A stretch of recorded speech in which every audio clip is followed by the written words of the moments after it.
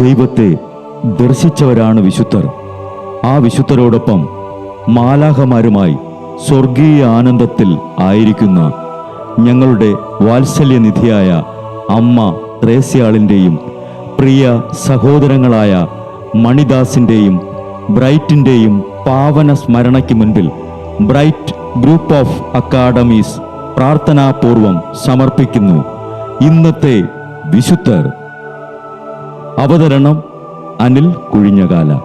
ആശയം മുത്തയ്യൻ ആൻഡ് സെലിൻ പ്രിയ. സംവിധാനം സ്റ്റെനി ആൻഡ് സ്റ്റെനിച്ച്. ഇന്നേ ദിവസം തിരുസഭ മാതൃകയായി നൽകിയ വിശുദ്ധരെ അനുകരിച്ച് പ്രാർത്ഥനയോടെ ആ പാത പിന്തുടരുന്ന നിങ്ങൾക്കേവർക്കും കർത്താവിൻ്റെ തിരുമുഖം ദർശിക്കാൻ കഴിയട്ടെ എന്ന പ്രാർത്ഥനയോടെ ഞാൻ നിങ്ങളുടെ സ്വന്തം ജസ്റ്റിൻ. ഇന്ന് ജനുവരി 24, വിശുദ്ധ ഫ്രാൻസിസ് സെയിൽസിൻ്റെ തിരുനാൾ. ട്രെൻഡ് സൂനകദോസ് സ്ഥാപിച്ചിട്ട് കൃത്യം 5-ാം വർഷം തൊറോൺസ് എന്ന സ്ഥലത്ത് 1563 ഫ്രാൻസിസ് ജനിച്ചു. പാരീസിലും പാദുവായിലും വിദ്യാഭ്യാസം നടത്തിയ ശേഷം 1593 വൈദികനായി. കാൽവിനിസ്റ്റ് ഇടവകയിൽ സേവനം ആരംഭിച്ചു. വിശുദ്ധി പ്രശംസിക്കുന്ന ഒരു അപ്പോസ്തലനെ പോലെ രംഗപ്രവേശം ചെയ്തു. അന്ത്യം വരെ അത് തുടരുകയും ചെയ്തു. 1602 ഫ്രാൻസിലെ ജനീവയിൽ മെത്രാനായി നിയോഗിക്കപ്പെട്ടു. ഒരു തുള്ളി തേൻ കൊണ്ട് ഒരു കുടം ചൊറുക്ക കൊണ്ടെന്നതിനേക്കാൾ കൂടുതൽ ഈച്ചകളെ പിടിക്കാമെന്ന് വിശുദ്ധ ഫ്രാൻസിസ് പറഞ്ഞിരുന്നു. അതായത് കോപം കൊണ്ടെന്നതിനേക്കാൾ കൂടുതൽ ആത്മാക്കളെ ശാന്തത കൊണ്ട് നേടിയെടുക്കാനാകുമെന്ന് തെളിയിച്ചു. പിതാവായ ദൈവം കാരുണ്യവാനായ ഒരു പിതാവാണ്. പുത്രനായ ദൈവം കുഞ്ഞാടാണ്. പരിശുദ്ധാത്മാവായ ദൈവം പ്രാവാണ്. അതായത് മൂവരിലും ശാന്തത തന്നെ. ഫ്രഞ്ച് സാഹിത്യകാരന്മാരിൽ സമുന്നത സ്ഥാനം നേടിയിട്ടുള്ള വ്യക്തിയാണ് ഫ്രാൻസിസ് സെയിൽസ്.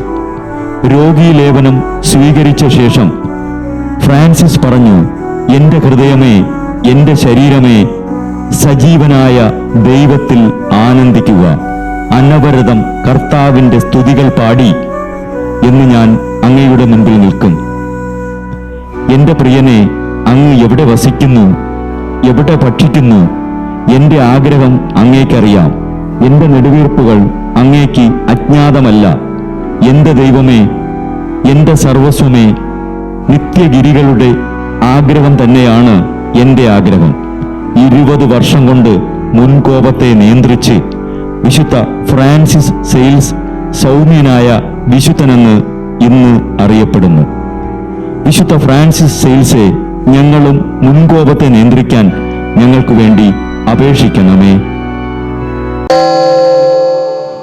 ബ്രൈറ്റ് കുടുംബത്തിൽ നിന്നും കർത്താവ് തൻ്റെ മുന്തിരിത്തോപ്പിലേക്ക് വിളിച്ച് പൗരോഹിത്യം നൽകി അനുഗ്രഹിച്ച റവറൻ ഫാദർ ബിൽ ബ്രൈറ്റും സന്യാസത്തിലേക്ക് വിളിച്ച് അനുഗ്രഹിച്ച് മണവാട്ടിയാക്കിയ സിസ്റ്റർ മരിയ ജോസും വിശുദ്ധരെ അനുകരിച്ച് ഇവിടെ ഈ ഭൂമിയിൽ ആത്മാക്കളെ നേടാനായി ഇരുൾ വീണ താഴ്വരയിലൂടെ നടക്കുമ്പോഴും പൈശാചിക ശക്തികൾ വിടാതെ പിന്തുടർന്ന് പീഡിപ്പിക്കുമ്പോഴും മരണം നിഴലായി കൂടെ നടക്കുമ്പോഴും ദിവ്യകാരുണ്യം എപ്പോഴും ആത്മാവിന് കരുത്തേകും പോലെ തിരുവചനമെന്നും പാതയിൽ വിളക്കായി ജ്വലിച്ച് ആ ജ്വാലയിൽ അനേകായിരം ആത്മാക്കളെ നേടിയെടുക്കാൻ സകല വിശുദ്ധരെ, മാലാഖമാരെ, ഇവർക്കു വേണ്ടി എപ്പോഴും കർത്താവിനോട് മാധ്യസ്ഥം വഹിച്ച് പ്രാർത്ഥിക്കണമേ.